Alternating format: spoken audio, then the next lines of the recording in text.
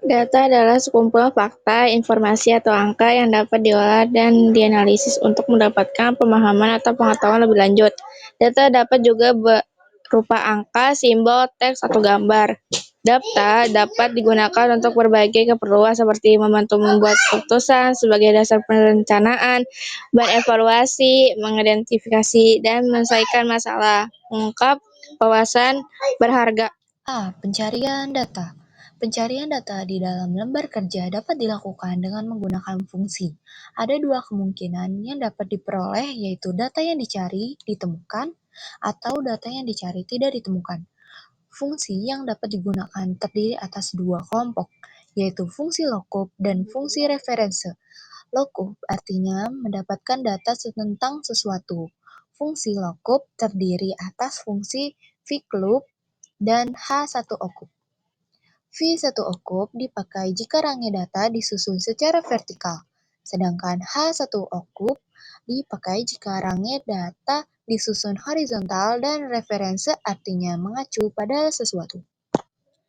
Lookup adalah fungsi yang disediakan aplikasi lembar kerja, dalam hal ini adalah MS Excel, untuk mencari suatu data dalam sebuah range. Gambar 6.4 menunjukkan ilustrasi pencarian data dengan lookup.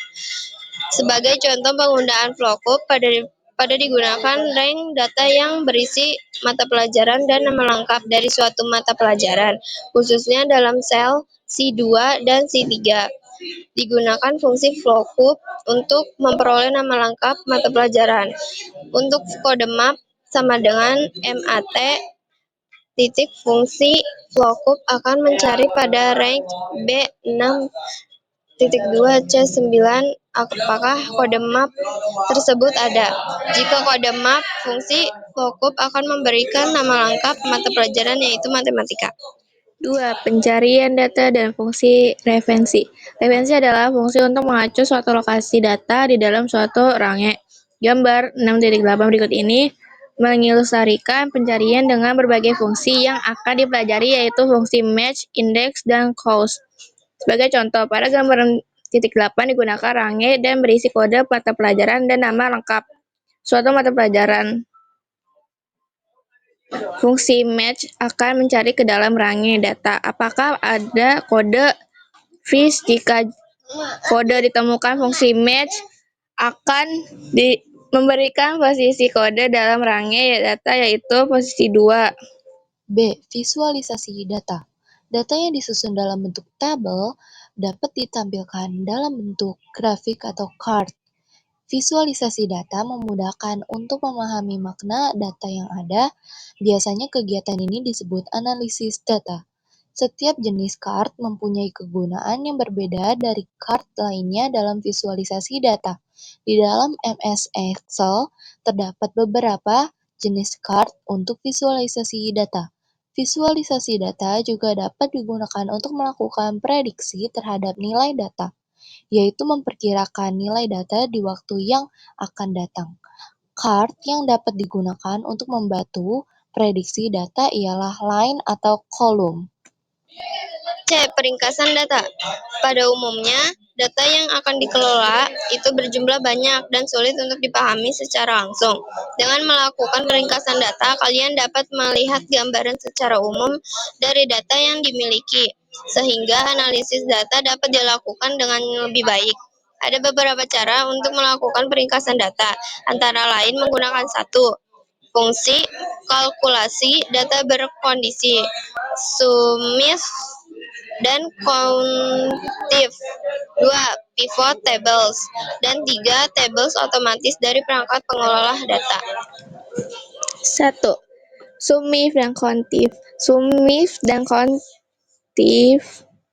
Apa perbedaan antara SUMIF dengan SUMIF? Fungsi ini sama-sama menghitung jumlah data yang memenuhi kondisi tertentu. Hanya saja untuk SUMIF dan ditentukannya 1, sedangkan untuk SUMIF dapat memiliki lebih dari satu kondisi. Hal yang sama juga berlaku untuk fungsi countif dan countif. Nama juga fungsi SUMIF berasal dari dua kata kunci sum dan if, di mana fungsi ini akan melakukan proses sum atau data apabila if memenuhi satu atau banyak kondisi.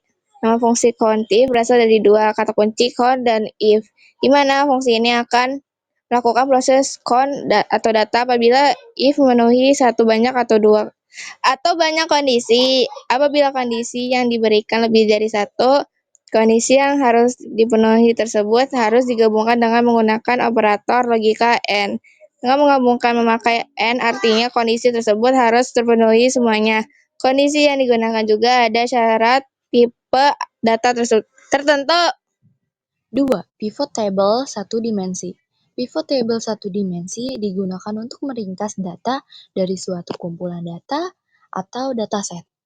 Pada pivot table satu dimensi, data yang akan digunakan sebagai baris pivot berasal dari satu kolom data pada kumpulan data.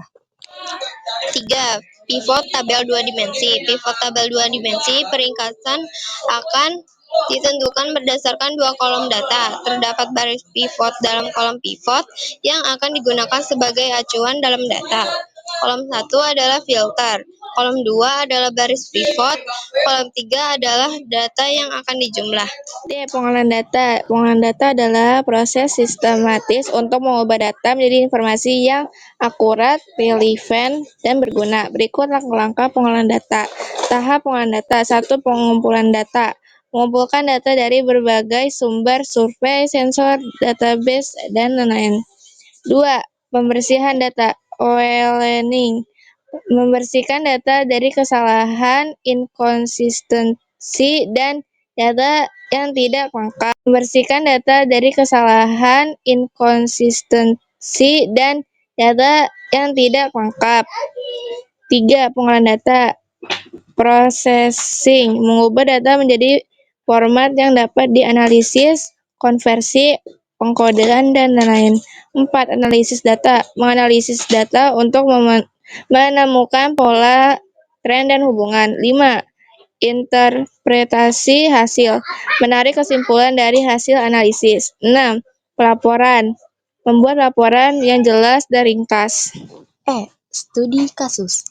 Jenis sumbangan yang diterima dikelola dalam sebuah range yang terpisah dan diberi kode untuk memudahkan pengelompokan.